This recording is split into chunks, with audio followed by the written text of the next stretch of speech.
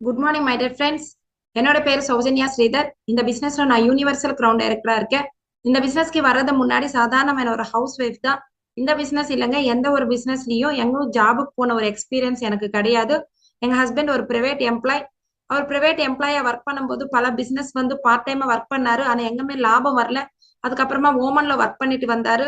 அங்க போனதுக்கு அப்புறமா கூட அவருக்கு வருமானம்ன்றது பார்த்தா இங்க வந்ததுக்கு அப்புறம் சேம் முன்னாடி எப்படி இருந்ததோ அதே மாதிரி லைஃப் ஸ்டைலுக்கு போயிட்டோம்.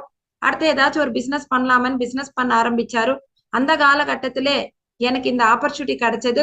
சரி, நானும் பசங்க ஸ்கூலுக்கு போயிட்டு ஸ்கூல்ல இருந்து வர நேரம் ஏன் எடுக்க கூடாது அப்படின்ற காலகட்டத்துல நானும் எடுக்க ஆரம்பிச்சேன். ஒரு ப்ராடக்ட் யூசரா தான் உள்ள வந்தேன். அதுக்கப்புறமா ஒரு அவார்ட் ஃபங்க்ஷன் பார்த்தேன்.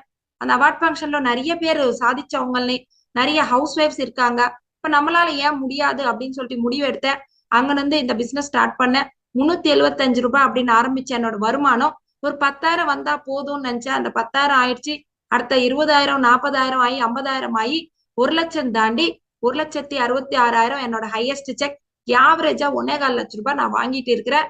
இப்ப எங்களோட லைஃப் ஸ்டைல் எப்படி இருக்கும் ஒரு வாட்டி யோசிச்சு பாருங்க. அடுத்த என்னோட குழந்தைங்களோட லைஃப் ஸ்டைல் அவங்க என்ன எஜுகேஷன் கேக்குறாங்க, எந்த காலேஜஸ்ல கேட்டாங்களோ அங்க படிக்கிறாங்க.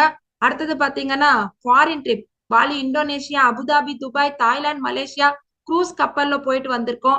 இப்போ தாய்லாந்து ட்ரிப்புக்கு மறுபடியும் புக்கெட் தாய்லாந்து அப்படின்னு சொல்லிட்டு போன மாசம் தான் போயிட்டு வந்திருக்கோம் மை ஃப்ரெண்ட்ஸ். இந்த மாதிரி ஒரு கிரேட் ஆப்பர்ச்சுனிட்டி தான் நீங்க பாத்திருக்கீங்க. அடுத்தது லைஃப் ஸ்டைல்னு பார்த்தா கனவுல கூட நினைச்சு பார்க்கல. குழந்தைங்க பெருசானதுக்கு அப்புறம் அவங்க கார் வாங்கினா அந்த கார்ல பயணம் பண்ணிருப்போம் போல அப்படின்னு தான் நினைச்சோம். ஆனா இன்னைக்கு ஹோண்டா அமேஸ் 11,00,000 கார்ல தான் எங்களோட பயணம். அடுத்த ஹவுஸ் ஃபண்டும் வந்துட்டு இருக்குது. கூடி சீக்கிரம் அந்த ஹவுஸா வாங்கியிருக்கோம் அப்படின்னு சொல்ற முடிவு கூட உங்ககிட்ட சொல்வேன்.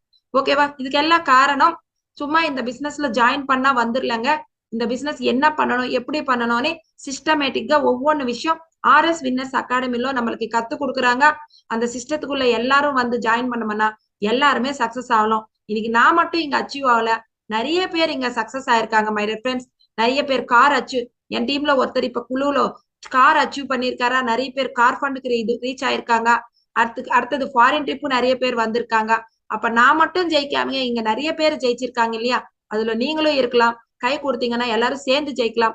Thank you very much. All the best. Wish you well.